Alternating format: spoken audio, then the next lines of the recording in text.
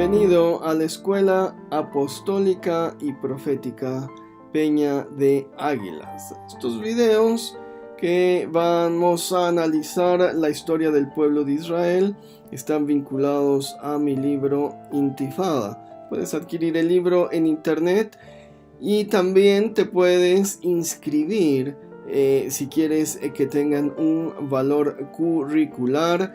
Te puedes inscribir en la página de la EAPA, es buscatufe.com, entras en la sección de enseñanza y bueno, ahí van a estar los requisitos para que salgas con un título, si es tu deseo, y estos videos también tengan este valor curricular. De otro modo, bueno, puedes ver los videos, no hay ningún problema, puedes comprar el libro o puedes inscribirte a la APA, puedes hacer las tres cosas. Que el video tenga un valor curricular, bueno, necesitas estar inscrito en la APA, necesitas comprar mi libro en amazon.com, con un solo clic te lo envían a tu casa, y también necesitas entregar un resumen de cada video, unas cuantas cuartillas, como se te dará instrucciones cuando estés inscrito en la EAPA. De otro modo, bueno, eres bienvenido a ver el video, a comprar el libro si lo deseas. La parte 2 del capítulo 10, que he titulado El genocidio judío, de este libro Intifada. Un libro que puedes adquirir en Amazon y te lo envían a cualquier parte de tu domicilio. Dice la escritura en Esther 3:10. Entonces el rey quitó el anillo de su mano y lo dio a Amán, hijo de Amedata, agageo, enemigo de los judíos. Básicamente en 1933 Adolf Hitler se convirtió en Führer, un término que se traduce como en el líder supremo de un estado cuyo partido mayoritario nacional socialista nombraría a su propio país como la Alemania nazi, y tenía vistas de convertirla en el Drittes Reich, en el tercer imperio alemán, es decir, quería restaurar la gloria pasada del Sacro Imperio Romano Germánico que floreció en los siglos pasados. Y como Führer, este hombre era una especie de dictador, tomó el control absoluto de un país que no toleraba ningún individuo que pudiera ser un lastre para la sociedad. Comenzó con la eliminación de los enfermos mentales en los hospitales psiquiátricos. Luego, en 1935, se declararon las Nürnberg-Gesetze, las leyes de Nuremberg, una serie de edictos ultra racistas que dieron inicio oficial a la discriminación y persecución de los judíos alemanes. No es que los judíos fueran un lastre para la sociedad, al contrario, contribuían de manera económica al engrandecimiento de la sociedad alemana, pero como vimos en el capítulo anterior, bueno, en la parte anterior de este capítulo, el odio nacionalista por el determinismo racial había afectado completamente el pensamiento y el sano juicio de Adolf Hitler, viendo que el judío no se alienaba como un alemán, ¿no? Básicamente esto fue cómo le surgió su odio antisemita. Los judíos fueron concentrados en guetos en la Alemania nazi. Pronto fueron bardeados y les dejaron una sola entrada o salida, es decir, los pusieron en un solo barrio, es un gueto, lo bardearon alrededor y había una sola entrada o salida custodiada por soldados nazis y se los obligó a utilizar un distintivo, una Maguen David, una estrella de David color amarilla o azul, y bueno, que cosían en sus sacos y que debían utilizar todo el tiempo. Es decir, la gente veía que eran judíos por el distintivo que utilizaban. En 1939 inició oficialmente la Segunda Guerra Mundial con la invasión de Alemania a Polonia y se comenzó la edificación de Konzentrationslager, es decir, de campos de concentración o de exterminio, lugares que fueron diseñados y construidos para el asesinato masivo de personas. Esa era su finalidad.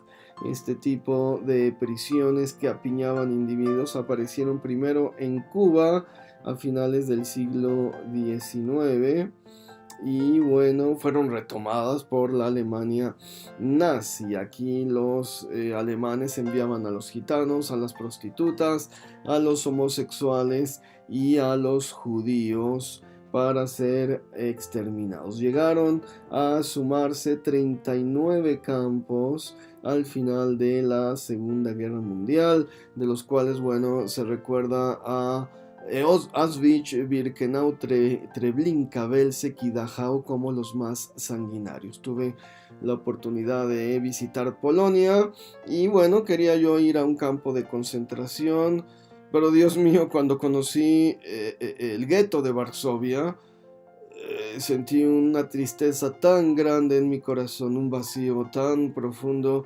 que cancelamos la excursión al campo de exterminio. Dije, no tengo ni el corazón para ver el lugar donde se dio el mayor genocidio, el mayor odio de la humanidad hacia un grupo étnico. El gueto de Varsovia, bueno, era una pared, eso fue lo que quedó, bueno, un muro conmemorativo, recordando el hecho, y había un museo del Holocausto ahí, y sentí gran vacío, que dije, no quiero conocer ningún campo de concentración. Muchas gracias.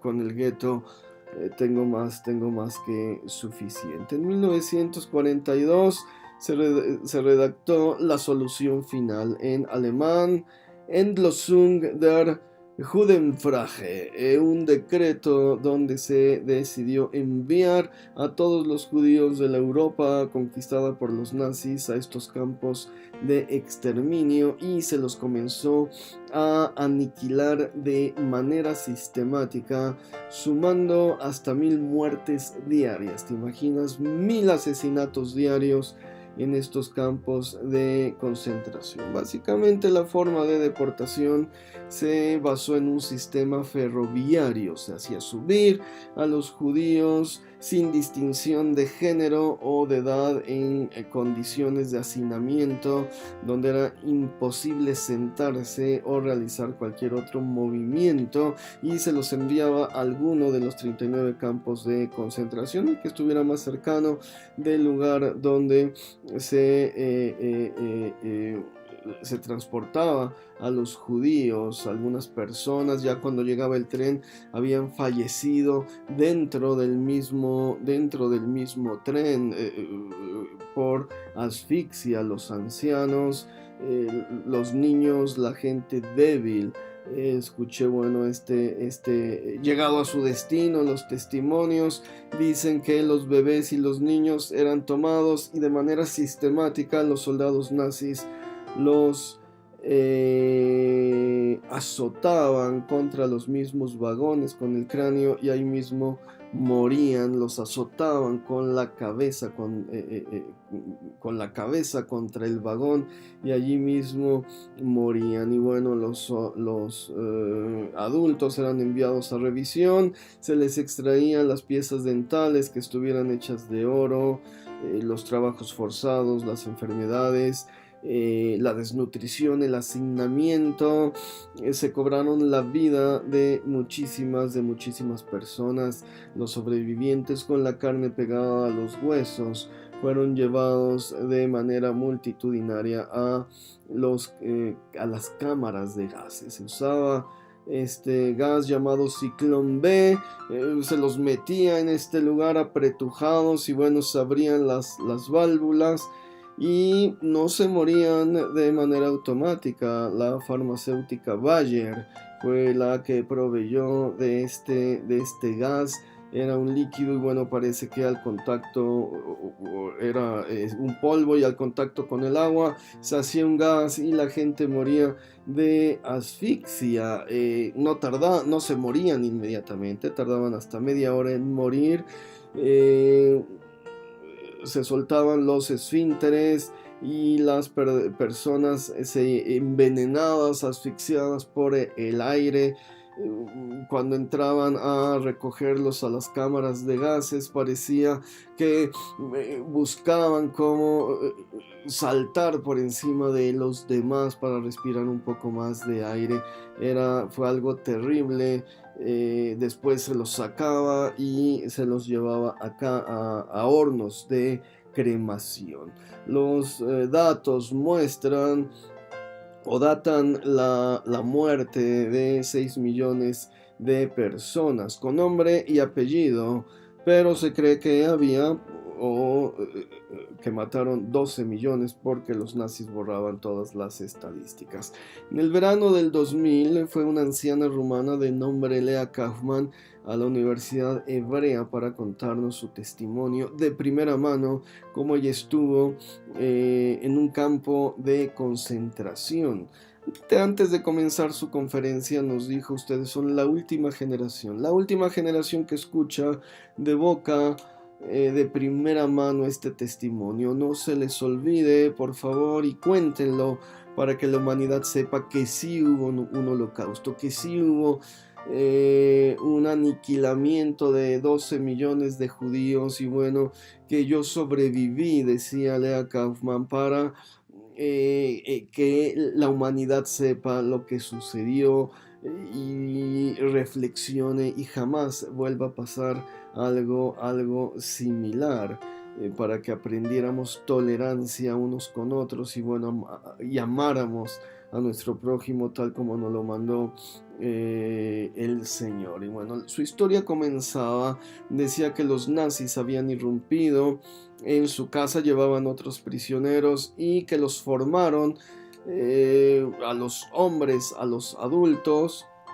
y a su papá le tocó el quinto lugar. Dice, los formaban en fila y les disparaban en la cabeza y dice, una bala alcanzaba a matar a 2 personas, atravesaba la primera, la segunda moría, la tercera a veces moría y a veces no, llegaba a tocarle la bala y bueno, se quedaba la persona retorciéndose en el suelo, imagínate, con un daño cerebral. Ahí perforaban el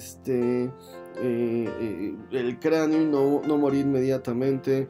Era algo terrible, dice su padre, se salvó de milagro. Así jugaban los nazis, como una especie de ruleta, a ver a cuántos alcanzamos a matar con una sola bala. Su padre moriría después en un campo de concentración. En este caso ellos fueron llevados a pie al campo ubicado en Bogdanovka en Ucrania. Se llevaron a esta mujer caminando. Dice, la sola travesía de más de 800 kilómetros se cobró la vida de muchísimas personas y bueno, fue un milagro, dice ella, haber llegado a este campo sin morir. Era una niña, por supuesto. En el trayecto su madre le quitó los diamantes al anillo que llevaba y se los dio a ella y ella los guardaba en la boca y bueno, los nazis hacían una revisión dental todos los días en la boca de los pacientes, precisamente para que no guardaran, de los pacientes, de los presos, para que no guardara nada. Y cuenta esta muchacha que ella se tragaba los diamantes todos los días, y al otro día, cuando iba al baño a defecar, buscaba entre las heces los diamantes y se los volvía a tragar para mantener la herencia de su madre. ¿Se imaginan? Bueno, no nos enseñó los anillos, no nos enseñó los diamantes, pero el valor sentimental es totalmente incalculable. Decía ella que bueno, los niños dentro del campo de concentración gozaban de cierta libertad, quizás Bogdanovka no era tan severo como otros campos. Dice, hacían un hoyo en las rejas y podían salir. Dice, gracias a esto introducíamos comida, buscábamos pan, y por la tarde, en la noche, regresábamos al campo y se lo traíamos a los padres. Pero contaba de los peligros de salir a campo raso. Dice, sobre todo los niños ucranianos eran increíblemente sádicos cuando encontraban a un judío que había salido de un campo de concentración. Les preguntaban di maíz en ruso se dice kukurusnava, y bueno, como judíos se les dificultaba pronunciar kukurusnava, el hebreo es un poco gutural. Dice, si lo pronunciabas mal, ahí mismo los mismos niños te mataban, los apedreaban, los colgaban o los mutilaban. Es decir, fue algo completamente terrible lo que vivió esta mujer, Lea Kaufman. La señora pensaba que se había salvado de la muerte con el propósito de contar su historia y de hacérnosla saber. Bueno, gracias a que se recuperaron documentos, sabemos que sí sucedió, aunque lo niegue quien lo niegue, ¿no?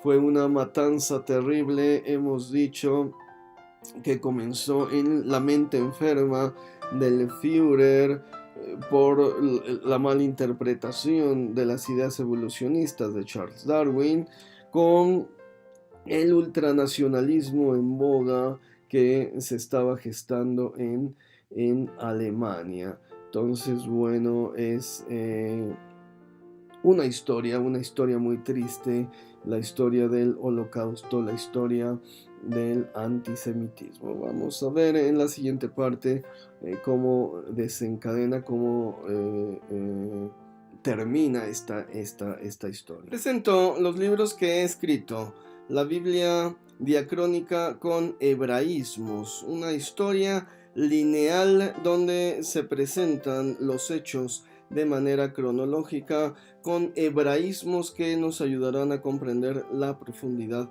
del texto bíblico, los nombres de Dios y el poder en los nombres de Dios.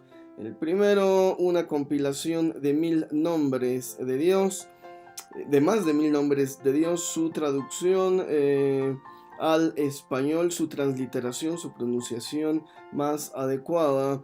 Y el segundo es este mismo libro con una explicación de cada nombre y el poder que podemos nosotros hacer fluir de lo alto para recibir las bendiciones de Dios, del Eterno, mediante la pronunciación de su nombre. Interpretaciones bíblicas sefardíes, son interpretaciones bíblicas de la comunidad judía que vivió en España entre los siglos XII al XVI.